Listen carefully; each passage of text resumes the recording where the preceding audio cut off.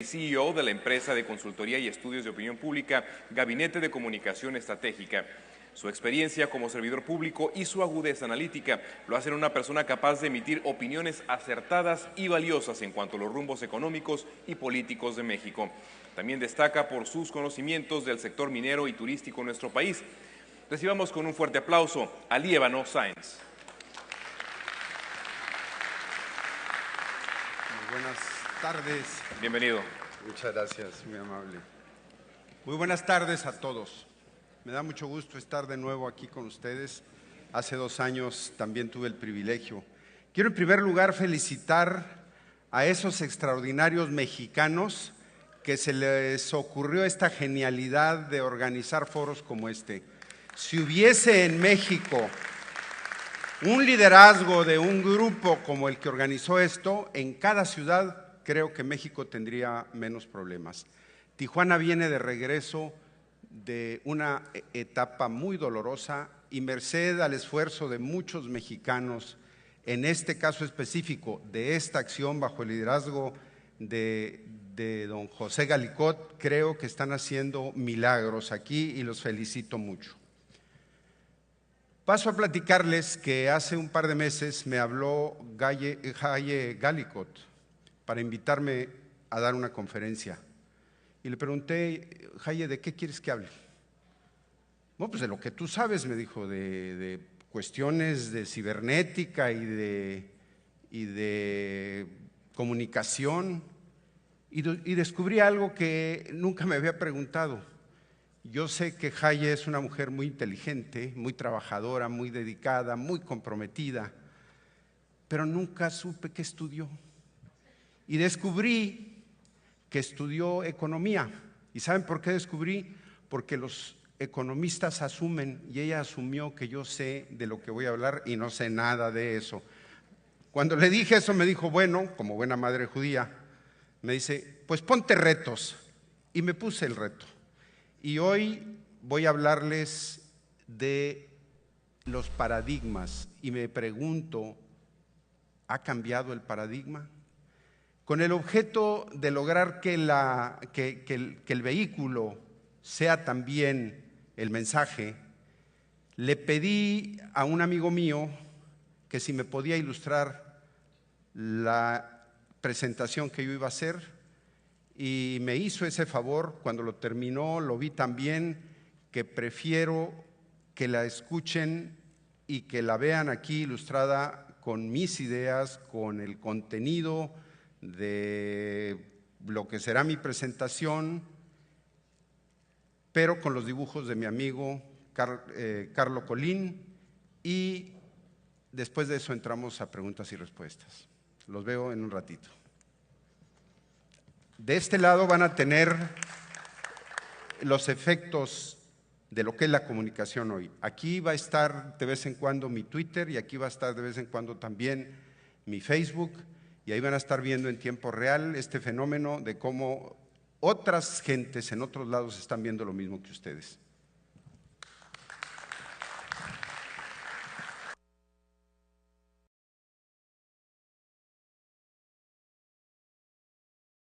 Era 1962 y el mundo comenzaba a no parar de cambiar. La vertiginosa marcha de las transformaciones incesantes comenzaba. Será el año en el que aparece el mítico sencillo Love Me Do, y el cuarteto de música que lo toca y canta cambia en definitiva su nombre al de los Beatles. Al tiempo que del otro lado del mar, y en un terreno en apariencia por completo alejado de la música y más aún del rock, aparecerá un libro que con los años, sin alcanzar ciertamente las ventas de los Beatles, contribuirá tanto como aquellos a transformar de un modo en que no hay punto de retorno la manera de pensar la ciencia, la historia, la sociedad, la vida. La estructura de las revoluciones científicas. Título de aquel volumen de no más de 200 páginas, era a su vez la versión del intento fallido, hay que subrayarlo, de un joven becario que, a algunas millas de la frontera con México, buscó sin éxito obtener su grado de doctor en física con ese trabajo. En estos días se cumplen 50 años de que ese esfuerzo vio luz y se convirtió en una de las obras más importantes e influyentes de la narrativa de la historia de la ciencia y uno de los desafíos más organizados para entender y hasta cierto punto conceptualizar al mundo, la estructura de las revoluciones científicas de Thomas Kuhn. Muy pronto, el texto adquirió relieve y fue centro de esa polémica que llega hasta estos días. Este camino no fue fácil para el autor, e incluso fue parcialmente rechazado por una de las universidades más prestigiadas del mundo antes de que su obra se convirtiera en uno de los libros académicos más citados.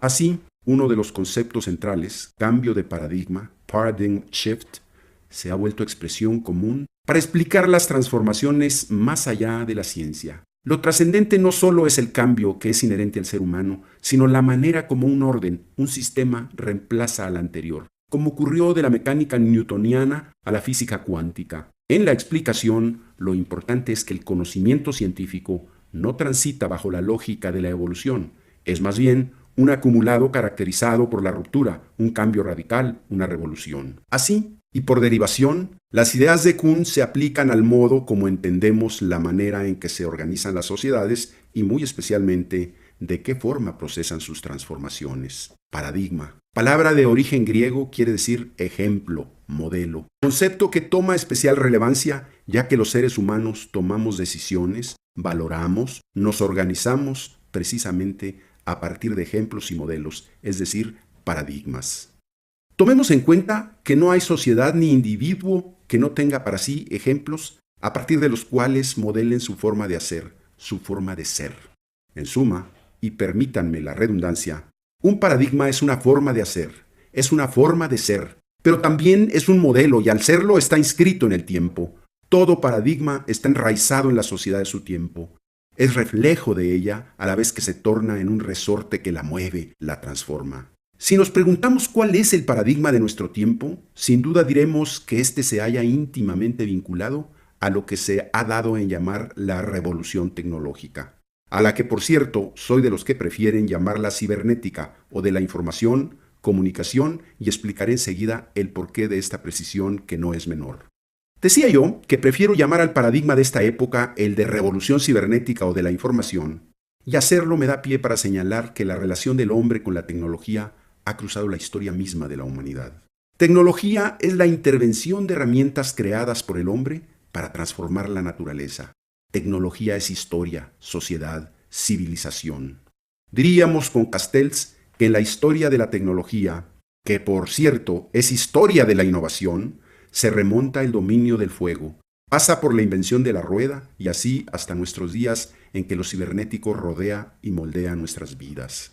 Entonces, si siempre hemos estado y estaremos en convivencia con objetos y herramientas que son reflejo del avance tecnológico, cabe preguntarnos, ¿qué es lo que la irrupción de la era cibernética ha cambiado en nuestras vidas?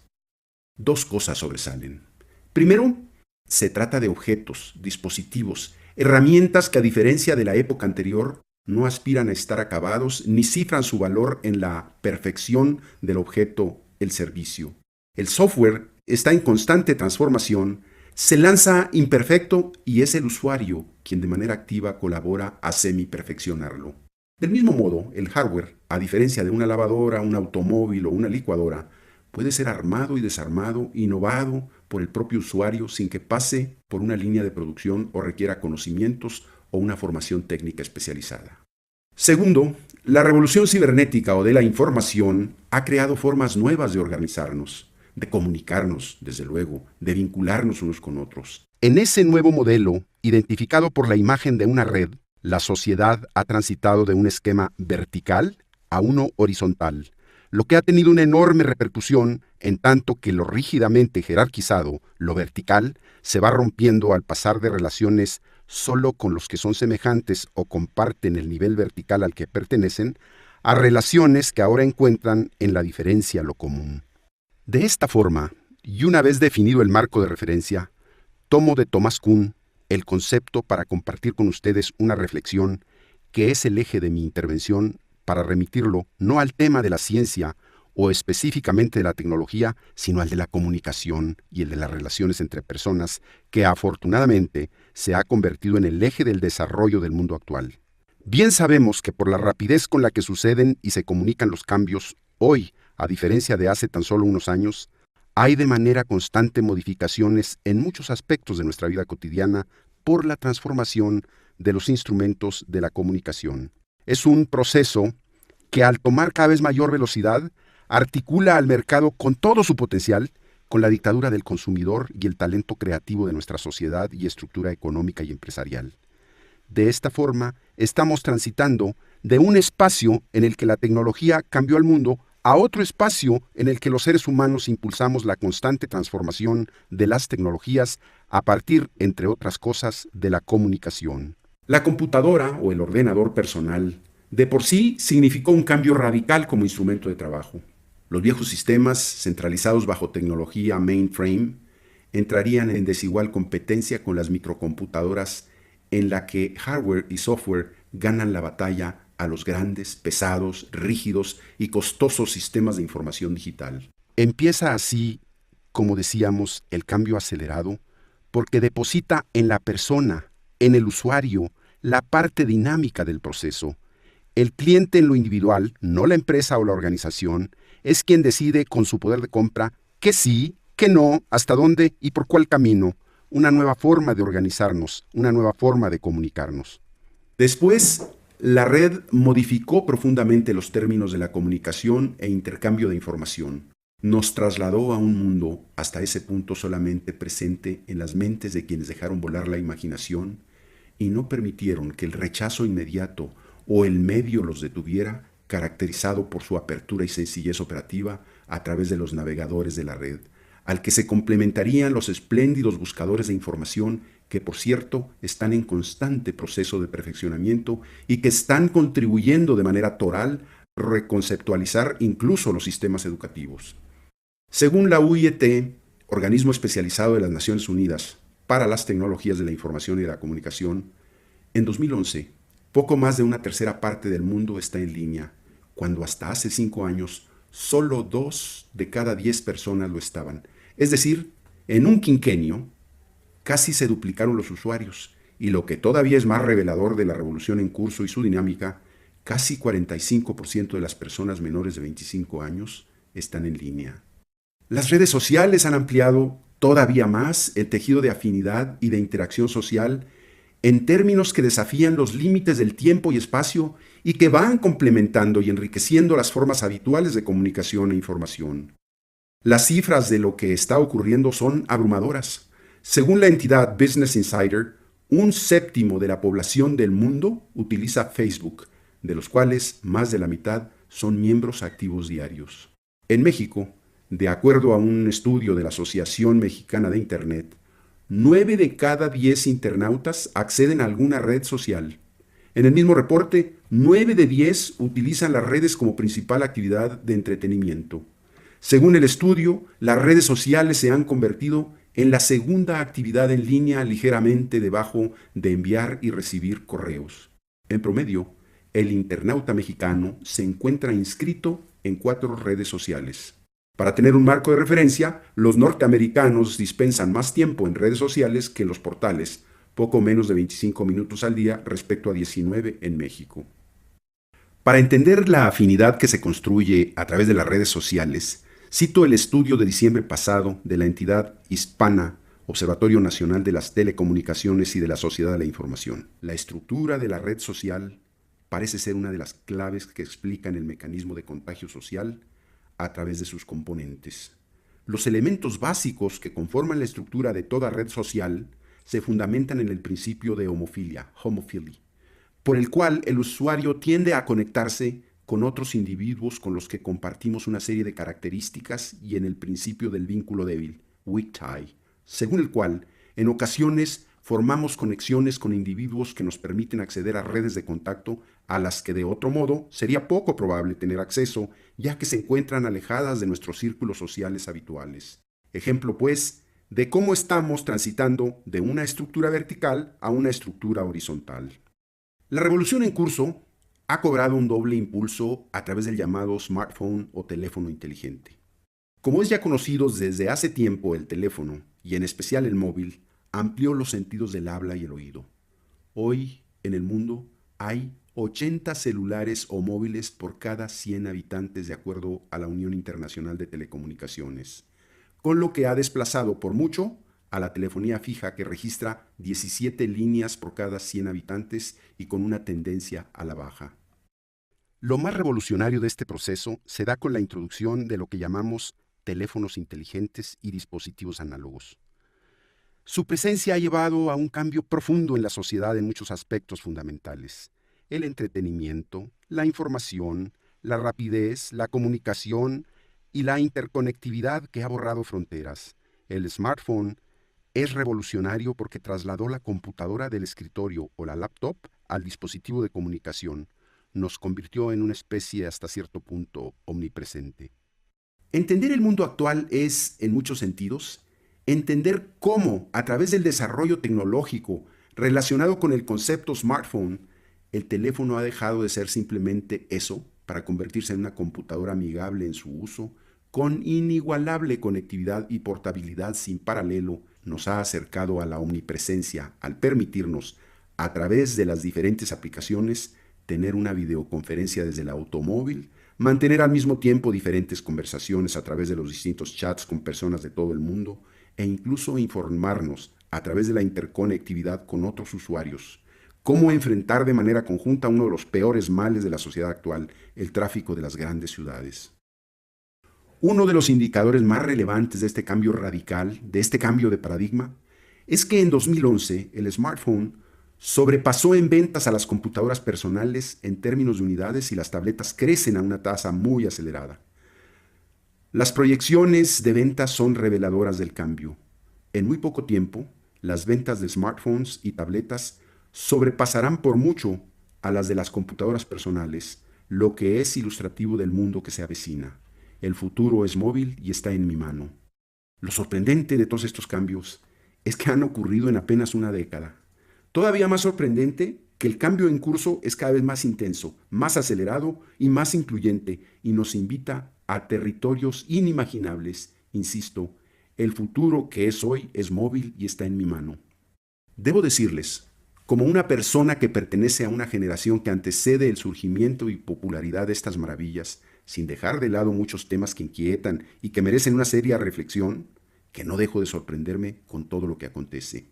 Es posible, para muchos jóvenes que han interiorizado las tecnologías de la comunicación como algo cotidiano, como sucedió con nosotros con el uso del automóvil, el avión, la televisión o el teléfono, que los jóvenes de hoy no compartan mi fascinación y sentido de sorpresa y asombro por lo que acontece. También soy testigo de la reserva de muchos hacia las nuevas tecnologías de la información, a veces a partir del prejuicio y la ignorancia tecnológica, y otras por aspectos que merecen una discusión más seria, como es el riesgo de la pérdida de privacidad y mecanismos invasivos de control, la concentración empresarial derivado del éxito desbordado de unas cuantas firmas, el uso de la red en soporte de actividades criminales, la pérdida de formas de convivencia personal y familiar y el surgimiento de nuevas formas de discriminación a partir del acceso desigual a la tecnología. Estimo que para mí es un privilegio no solo el hecho de ser testigo, sino beneficiario de todo esto.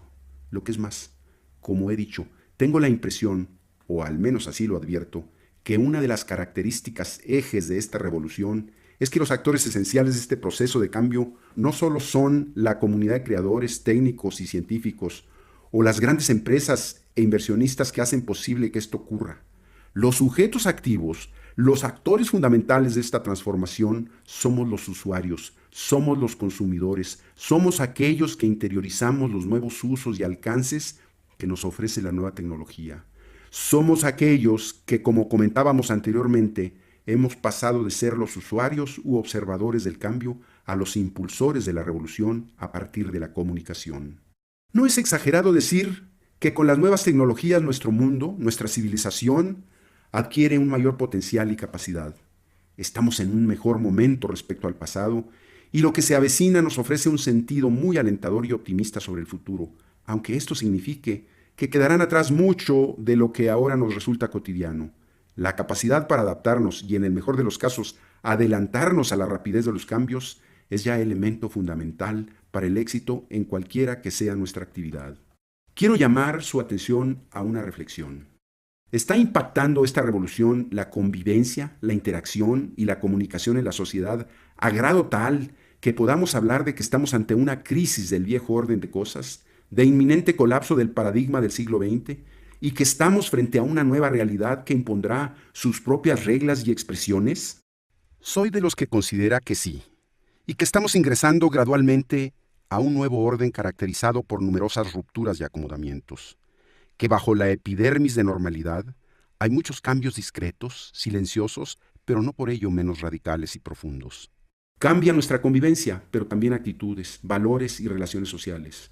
Tomo el caso de la lectura. La manera como la información en medios electrónicos circula ha cambiado muchos otros aspectos de la sociedad, como es la educación, el periodismo, la participación y la construcción de nuevas identidades.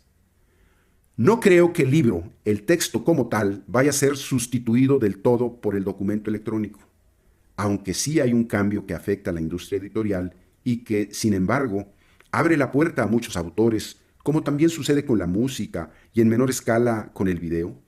El libro y el periódico en papel subsistirán, pero habrán de coexistir con la información digital. Sobrevivirán los que se adapten, tendrán éxito los que continúen impulsando el cambio y será el usuario el que tendrá la última palabra. Así sucedió con las grandes salas de exhibición de cine. No murieron, sino se transformaron. Y esto sucede así porque el medio también es mensaje, también forma parte del texto o de lo que se comunica. El placer del libro en papel estoy cierto que subsistirá. También el periódico diario. Pero como ya sucede, son medios complementarios y tendrán que adaptarse, tendrán que cambiar. El Twitter y el SMS se imponen y nos definen que el diálogo debe ser breve y debe tener lugar en intercambios de 140 caracteres.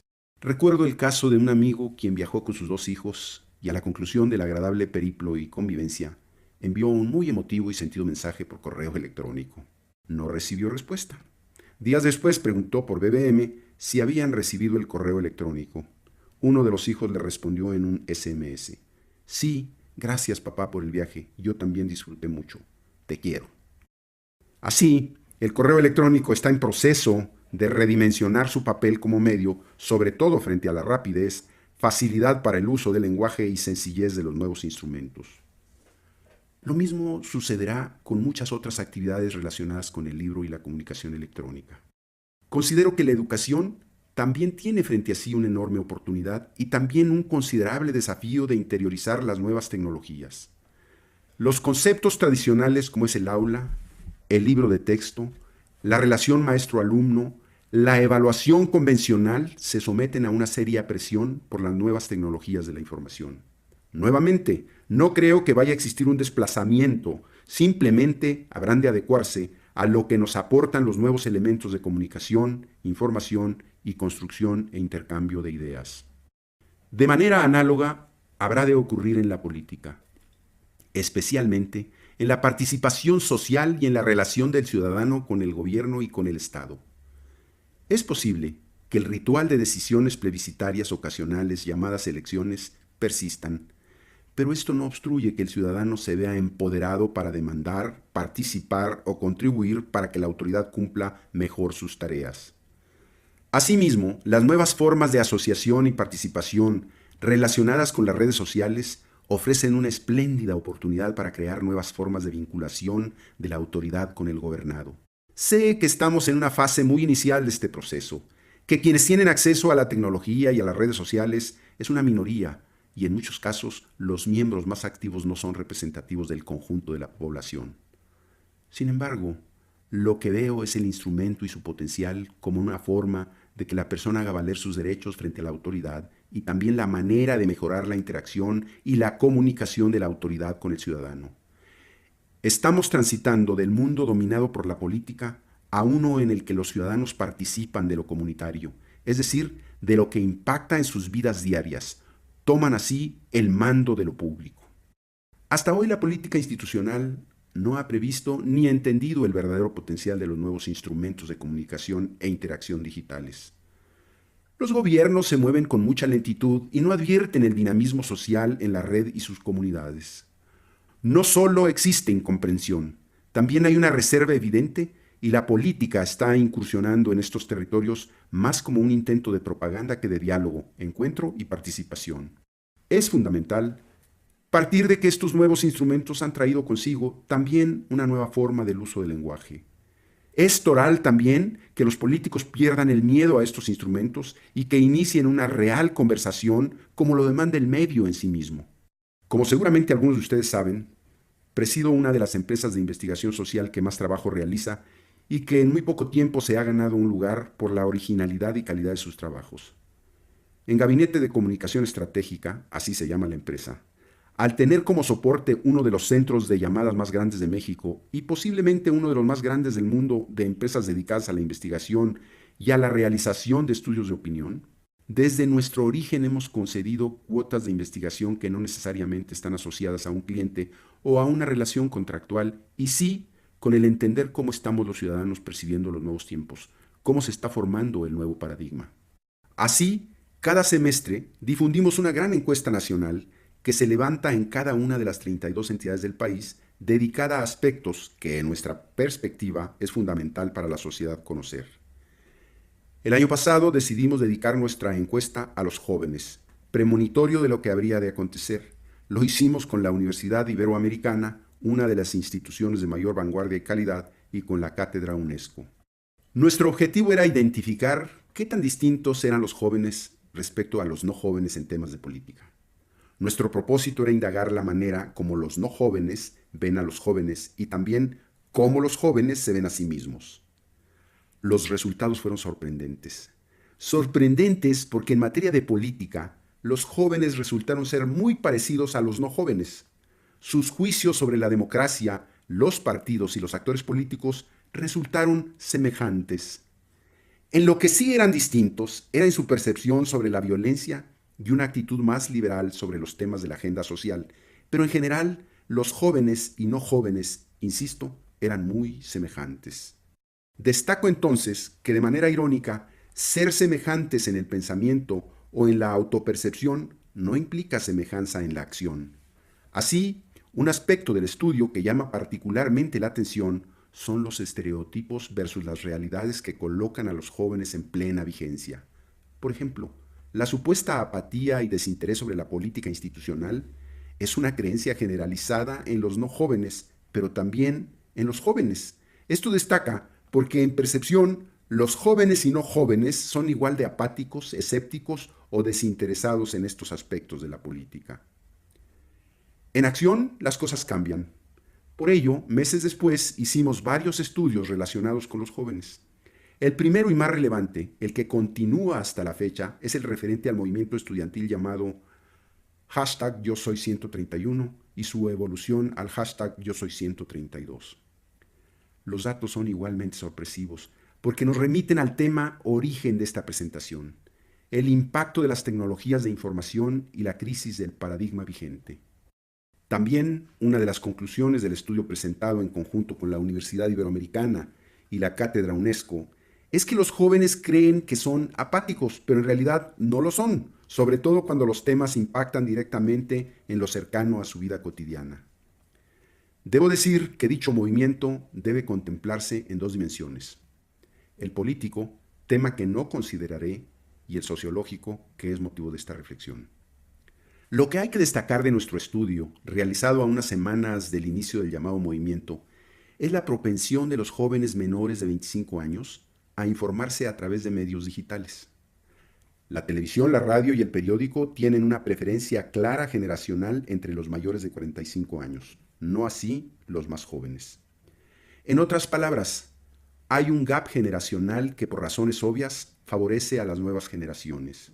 Hay, pues, una clara diferencia en la manera como se informan, se relacionan y participan, situación clave para entender la velocidad y la capacidad de movilización y generar empatía no solo hacia los jóvenes universitarios o del Valle de México, sino a todo el conjunto del país. Como fenómeno sociológico, el valor del movimiento #YoSoy132 es de gran importancia, precisamente porque muestra en acción una nueva forma de comunicación y participación social. Es necesario considerar en perspectiva, ya que un proceso de esta naturaleza tendría un impacto mayor conforme se incremente el uso de las redes sociales y los dispositivos móviles, tema muy próximo como las estadísticas y las tendencias lo ilustran. Así contrasta el cómo en la historia no tan lejana de la humanidad, el camino para impulsar cambios, legítimos o no, era generalmente desde la oscuridad. La guerrilla sufría en conseguir una imprenta clandestina. Hoy ustedes tienen 140 caracteres en la palma de su mano para ser parte activa de esta revolución.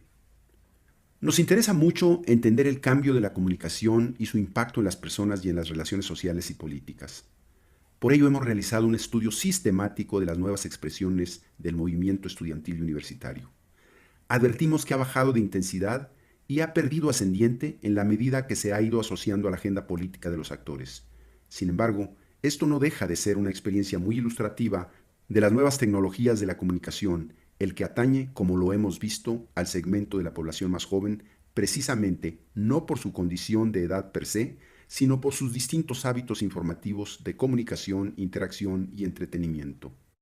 Así vemos con claridad una diferencia evidente entre los jóvenes y los no jóvenes en muchos rubros fundamentales de la vida social y que van apuntando hacia el futuro. Existen posiciones generacionales claramente encontradas respecto a la percepción de cuándo los jóvenes ingresan al Internet. Los mayores de 40 años creen que los jóvenes se la pasan conversando y perdiendo tiempo o viendo pornografía, mientras que los jóvenes saben, como sucede, que la mayor parte del tiempo es el uso en Facebook, lo que nos describe en mucho las necesidades de información, los intereses y los canales que debemos de usar hoy para llegar a nuestras audiencias. Si queremos ser parte activa de esta revolución, es hora de probar a los mayores de 30 años la interconectividad y particularmente las horas de interconectividad no son para ver Facebook, sino para la gestación del próximo Revolution Book. El reto está en los contenidos y en la forma de comunicar. El reto está en que los nuevos tiempos planean una revolución constante, un cambio de paradigma.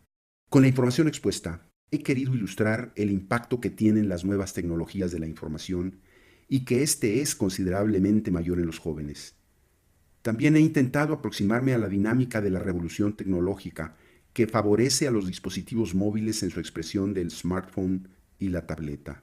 El paradigma vigente está sujeto a una enorme presión de cambio. No se advierte que la adecuación o el ajuste sea la lógica de transformación, sino la ruptura y el reemplazo de un nuevo sistema de interacción y relación social.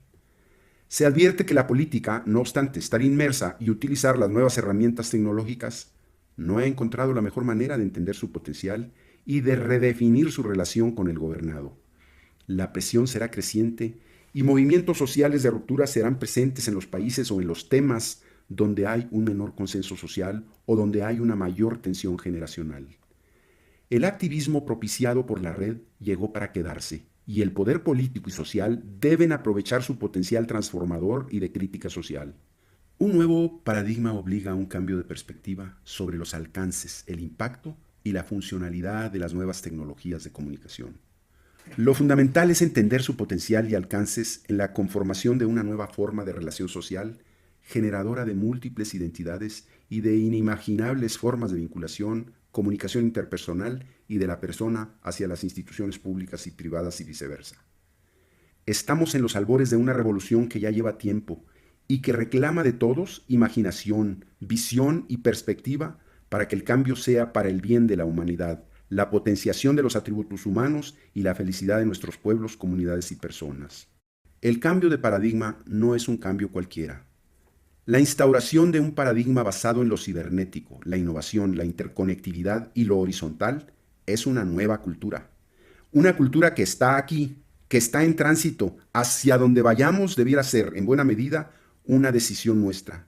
Decisión que desde mi perspectiva debe considerar lo siguiente. Primero, generar nuevas estructuras mentales, es decir, procesos de pensamiento que nos permitan adaptarnos rápidamente al cambio, pero sobre todo impulsarlo. Esto es, pensar diferente en lo individual, pero también en la colectividad, principalmente a la hora de formar equipos. Hoy en día los más exitosos son aquellos quienes han encontrado en la multidisciplinariedad las soluciones a los grandes problemas, pero sobre todo para sorprender con nuevas alternativas a este mundo que parece, insisto, solamente parece haberlo visto todo. Segundo, entender que el otro piense diferente. Es un activo que nos permite un proceso de toma de decisiones más certero y eficaz. Innovar es precisamente entender e interiorizar el contexto, las posibilidades, la forma, el cómo percibe un tema o circunstancia la mayoría, pero también la individualidad para convertir el pensamiento en acción y la acción en resultados. Que la luz de información no se convierta en ruido informativo, que la cercanía virtual con los otros no se torne en aislamiento, soledad, intolerancia e incomprensión de los diferentes. Tercero, el éxito está en ser diferentes e individuales, pero también en cómo insertamos nuestras diferencias y características propias de cada uno de nosotros en equipos y a nuestra comunidad. Cuarto, adaptarnos a los cambios no debe implicar, como lo ha sido hasta años recientes, conformidad, sumisión. En esta revolución no se trata de aceptarlo, se trata de perder el miedo al cambio, se trata de hacerlo parte de nuestra vida e impulsarlo de manera tal que más que responder a los retos, impongan nuevos retos. 5. Hoy la sociedad es más abierta que nunca para aceptar lo imperfecto, más informada que nunca para saber lo que otros saben y lo que los otros son. Por ello, el uso del conocimiento ha adquirido una nueva dimensión. No se trata de lo que sabemos, se trata de cómo usamos lo que sabemos y generamos conocimiento adicional a partir de él. Así, el conocimiento debe continuar generando conocimiento de forma exponencial al hacer uso de las herramientas de las nuevas tecnologías. Cito aquí a Thomas Kuhn, abro comillas, en tiempos de revolución, cuando la tradición científica normal cambia, la percepción que el científico tiene de su medio ambiente debe ser reeducada. En algunas situaciones en las que se ha familiarizado, debe aprender de una forma nueva. Cierro citas. Todo paradigma es temporal. Pertenece a un tiempo y permanece durante un tiempo, tiempo en el que se afirma cada día el modelo dominante, pero también, y de modo silencioso, se va asentando el principio de lo que será el paradigma siguiente. Cuando inmersos en la rapidez con la que transitamos en estos tiempos la vida, y sobre todo, cuando nos cuestione y nos haga dudar sobre nuestras ideas, tengamos presente que lo que hace diferente una serie de cambios, incluso algunos muy profundos, al cambio de un paradigma, es la emergencia de una nueva idea del mundo, es decir, la irrupción de una manera distinta de concebir la vida entera. Que los revolucionarios de hoy no sean los conservadores de mañana. Que no nos suceda lo que le ocurrió a muchos de mi generación, que nos maravillamos de la velocidad que alcanzaba un automóvil, que nos deslumbró la hazaña del hombre en la luna, que nos fascinamos con las primeras calculadoras electrónicas, pero que hoy se asustan y hasta cierto punto satanizan a los teléfonos inteligentes. Hago entonces votos porque en esta nueva cultura la tecnología esté al servicio de la innovación, la información al servicio de la tolerancia y las redes al servicio de la horizontalidad en la participación social. Está en todos y en cada uno de nosotros comenzar a afianzar el paradigma siguiente. 50 años después de que los Beatles comenzaran a revolucionar el mundo con su música, y de que el entonces joven Thomas Kuhn propusiera una forma diferente de entender cómo cambiamos, el mundo actual se transforma sin cesar a una velocidad asombrosa. Así como después de la irrupción creativa del Cuarteto de Liverpool, nada fue igual en la música. Así también, el planteamiento de Kuhn hizo pensar y concebir el poder hacer los cambios y la innovación de un modo que no se había hecho antes. Así como escuchar a los Beatles y conocer su historia, es comprender que no se trató simplemente de un nuevo modo de peinarse, tocar la batería o moverse en el escenario, sino de toda una transformación en la manera de que el mundo concebía lo que era la música, el amor, el baile, la vida. Del mismo modo, Kuhn y su idea de que la humanidad se mueve entre paradigmas deja más claro que nunca que un paradigma no es la suma de ideas ni la acumulación de objetos, por más asombrosos que estos sean, sino la fundación, ni más ni menos, de una nueva cultura, es decir, la instauración de una manera inédita y, por cierto, irrepetible de vivir en relación con uno mismo y, desde luego, de vivir con los otros. El poder de la innovación es la capacidad para atreverse a fundar mundos nuevos para vidas nuevas. En algún punto de este salón, los 4 de Liverpool y el joven estudiante de física, de quien les he hablado esta tarde, se dan la mano y nos miran a nosotros refundar a diario el mundo del que ellos fueron los pioneros.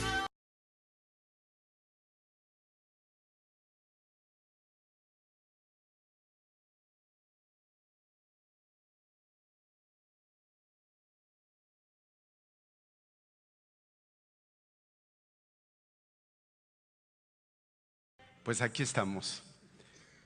Ha cambiado el mundo y realmente yo puedo concluir que sí hay un cambio de paradigma. ¿Qué opinan ustedes? Yo me imagino que algunos de los jóvenes presentes estarán pensando qué hubiese sido del Che Guevara si hubiera tenido Twitter. Y pienso inmediatamente en que con razón se fue de Cuba. La pobre bloguera esta Yanni Sánchez está presa por ser tuitera y por ser bloguera. Y la vuelven a meter y sale. Escuchando lo que escucharon, pues pueden concluir también que mi generación fracasó, que no hizo todas las cosas con la perfección que los instrumentos que tenía a la mano le daban. Pero los jóvenes de 30 años pueden aprender de eso. Al final de cuentas, Kuhn dice que hay que entender a las generaciones en función de su contexto. Y yo creo que en ese sentido, pues este mundo que está aquí nos lo dio esa generación que en algunos aspectos no acertó. Pero ¿qué harían ustedes con 140 caracteres? ¿Van a hacer la revolución? ¿Vamos a leer el Revolution Book en lugar del Facebook? ¿Están dispuestos? Piensen también que un hombre como el señor Jeff Bezos tomó una tecnología vieja, una de las más viejas tecnologías vigentes, que era el libro, y lo conectó con la tecnología de último momento, que era el Internet, para vender esta tecnología, y luego se produjo un parto y nació Kindle. Eso es adaptarse, eso es entender que el paradigma cambió y que tenemos que enfrentarlo con nuevos instrumentos que surgen de la suma de conocimientos que ya teníamos. Estoy a sus órdenes para cualquier pregunta.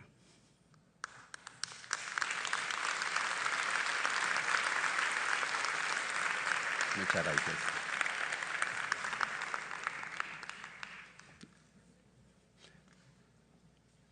¿Les gustaron los dibujitos de mi amigo, el ilustrador? Un aplauso para mi amigo.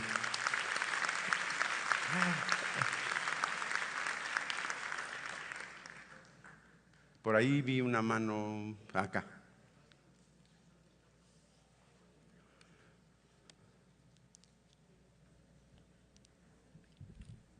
Bien.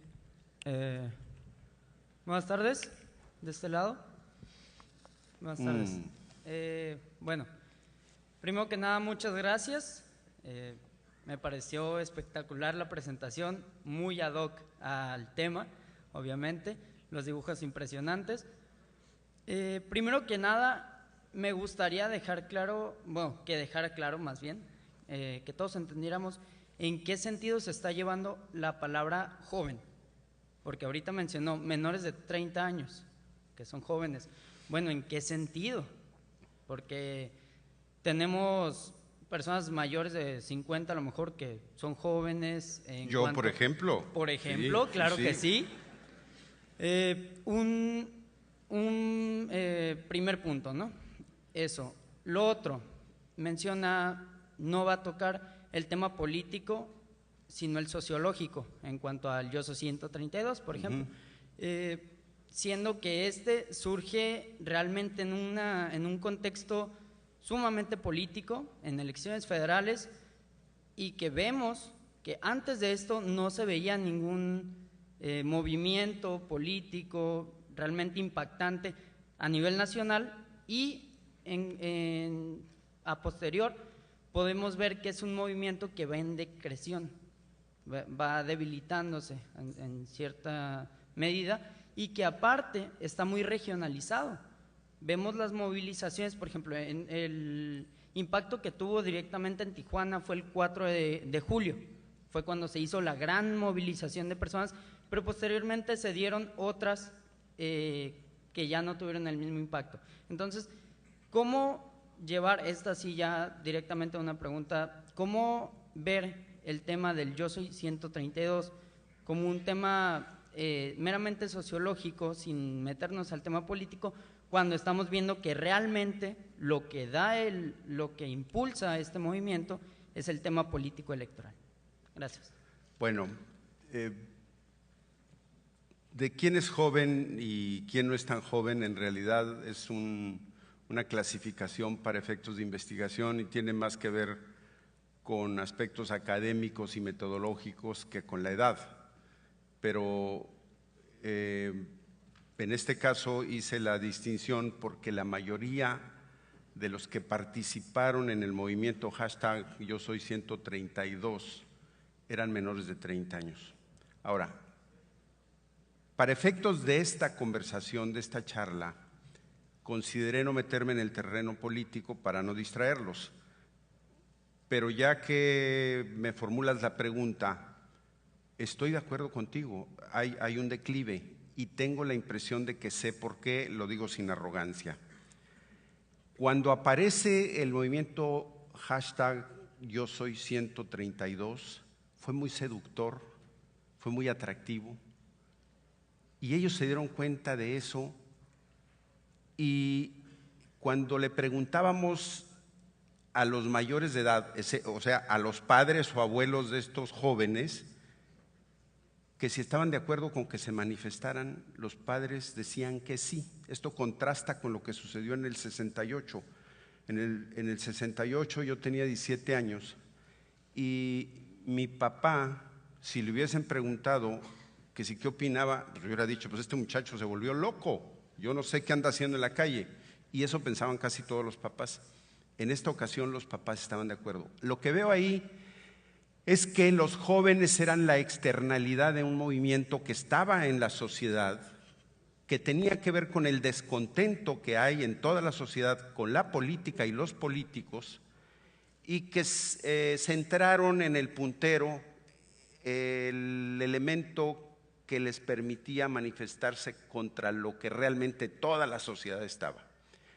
Pero a estos jóvenes les ocurrió que en la seducción también los vieron los otros movimientos que iban en franca decadencia, como es el movimiento del Sindicato Mexicano de Electricistas y como son los macheteros de Atenco, y entonces se sumaron a esa causa.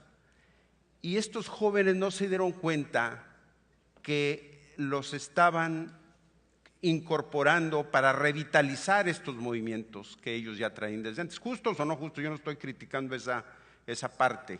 Lo que quiero decir es qué fue lo que pasó, que interiorizaron las formas en las que nos comunicamos nosotros, leyendo el periódico, viendo la televisión. Ellos habían hecho un debate por internet y querían estar en la televisión.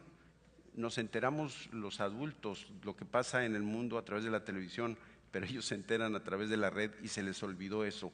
En la medida que abandonaron, y es mi punto de toda la conversación, de la charla, en la medida que abandonaron las nuevas formas de comunicación, entraron en decadencia. Llegaron para quedarse. Yo quiero decirles que estoy seguro que van a surgir muchos movimientos como esos, pero este en particular perdió el impulso que llevaba porque se mimetizó con los que se le sumaron después. ¿Quedó claro? ¿O me enredé mucho en el asunto? No, sí, queda claro. Muchas gracias.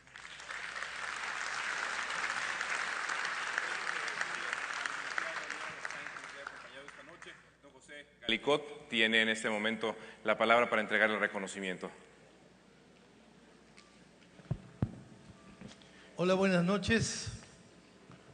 Señor Líbano Sáenz, qué lujo tenemos de tenerlo aquí.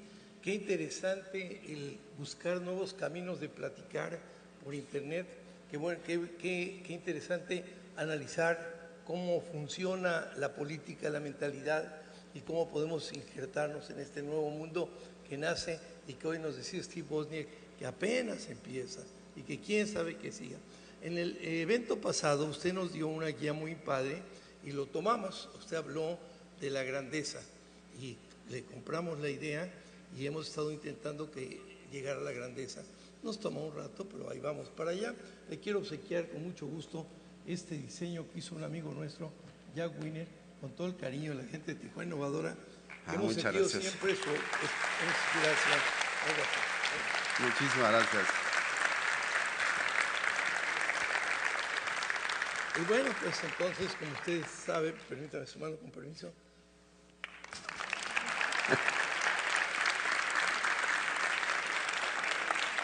Llévanos Sáenz, toda una enciclopedia en el análisis político, un hombre que admiramos mucho. Bienvenido a Tijuana Innovadora y gracias por toda la cooperación que nos ha dado durante todo el tiempo. Y un honor estar aquí y muy agradecido con su paciencia.